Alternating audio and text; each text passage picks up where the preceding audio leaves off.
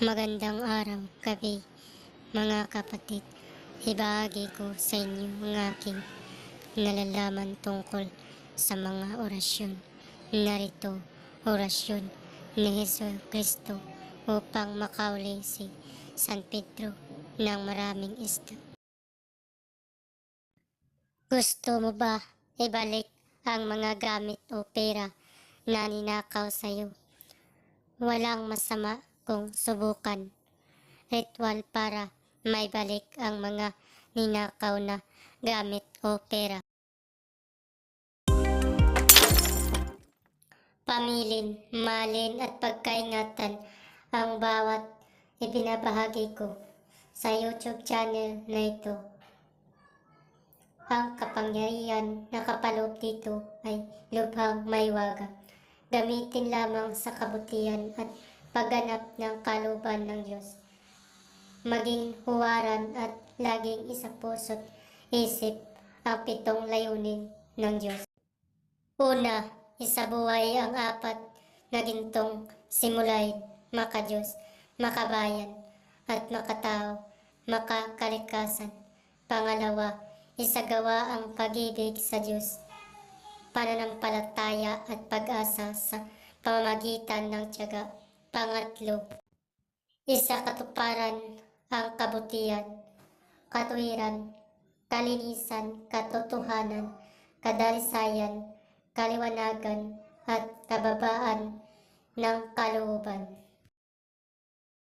Pangapat, ipalaganap ang pagkakaisa, pagmamahalan, pagtulong sa kapwa, pagmimisyon, paglilinis ng sarili at pagbabago na paunlad. Panglima, magkaroon ng paggalangan, pag-unawaan at pagmamahalan sa isa't isa bilang mga kapatid at kapwa-tao. Panganim, maging dakila sa isip, sa salita at gawa para sa Diyos, sa bayan at tao. Pangpito, ipagpatibay ang kautusan ng Diyos, tumulong sa pagpapaunlad ng katawan ng bawat kasapi ng samahan at tumupad sa hadikain ng Diyos sa tao. Sa pamamagitan ng pagsunod sa mga layuning ito, ang isang naghanap sa Diyos ay makakasumpong sa Kanya at hindi pagkakaitan ng Kanyang liwanag. Narito ang nasabing orasyon. Cornelis, sign of the cross. Operabit, sign of the cross. Aram, sign of the cross. Philo, sign of the cross. Cornelis, sign of the cross. Operabit, sign of the cross. Aram, sign of the cross. Philo, sign of the cross. O salin ng orasyon ng 3 beses.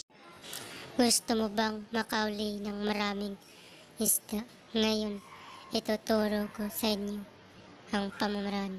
Kung kayo ay nasa dagat, ilog, at gusto nyo makauli ng maraming isda, ito ang iyong gagawin. Usalin lamang ito ang orasyon ng 3 beses. Kung mayroon kayo lambat at mas maganda, habang inusal nyo ay hilingin nyo sa Diyos na basbasan kayo para makauli ng isdang marami, at ito rin ang ginamit ni San Pedro. Habang inusal nyo ay isipin nyo na papasok ang maraming isda sa iyong lambat. Babala, gamitin sa mabuti ang orasyon.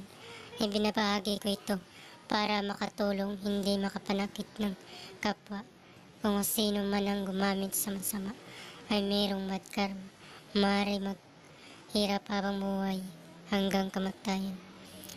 Bago matapos ang video ito, huwag kalimutan mag-subscribe and click the bell icon para laging update sa mga bagong video. Maraming salamat.